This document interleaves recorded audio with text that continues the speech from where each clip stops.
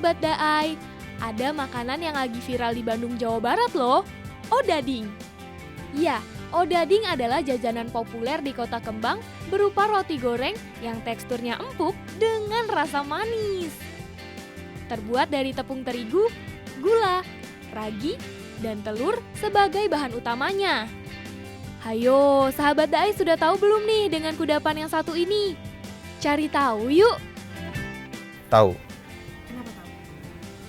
Makanan dari kecil saya juga makan itu. Sering makan odading. Dari kecil di Jakarta namanya roti goreng. Kalau di Jawa Barat baru odading.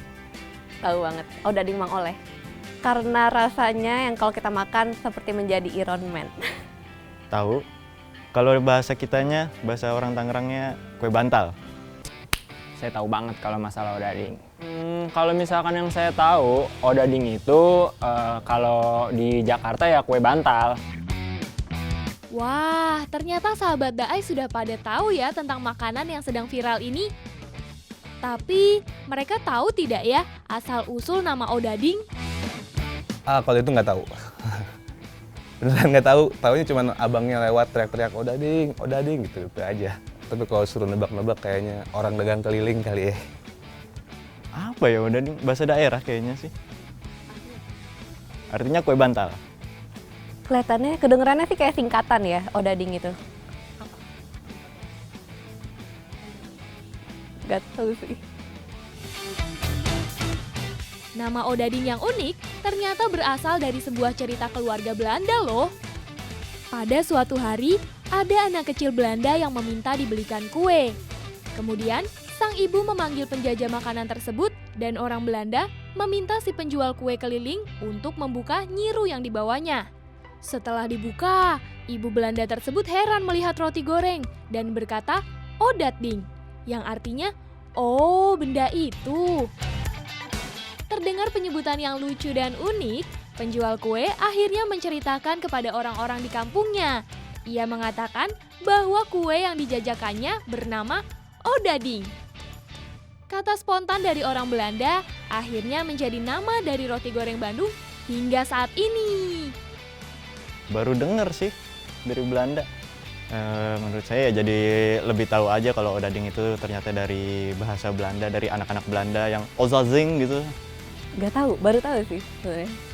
Sebenarnya saya belum tahu, tapi karena saya bisa tahu informasi ini, menurut saya pengetahuan baru sih buat saya. Wah, jadi pengetahuan baru ya buat sahabat Daai tentang asal-usul odading. Eits, ternyata odading atau roti goreng yang berbentuk kotak ini kerap dijumpai di berbagai daerah loh. Misalnya saja di Semarang, roti goreng ini bernama bolang-baling.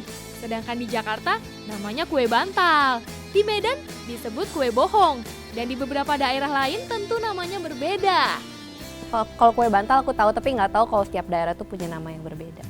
Nah, selain terkenalnya karena si Mang Olehnya itu, nah ini juga sebenarnya ada untungnya sih. Jadi viralnya itu mengenalkan makanan tradisional gitu, makanan daerah yang sebelumnya nggak terkenal gitu, tapi jadi terkenal. Siapa tahu juga untungnya mungkin bisa terkenal ke luar negeri. Kalau menurut saya itu sih bagus banget, karena perkembangan masakan Indonesia ataupun snack-snack Indonesia itu harus tetap terus diangkat ya. Karena kalau misalkan kita aja udah bisa bangga sama makanan daerah kita sendiri, kita nggak perlu takut disaingin sama makanan-makanan yang mungkin dulunya sempat viral kayak terbuat dari keju ataupun bahan-bahan lainnya yang biasa dimodifikasi.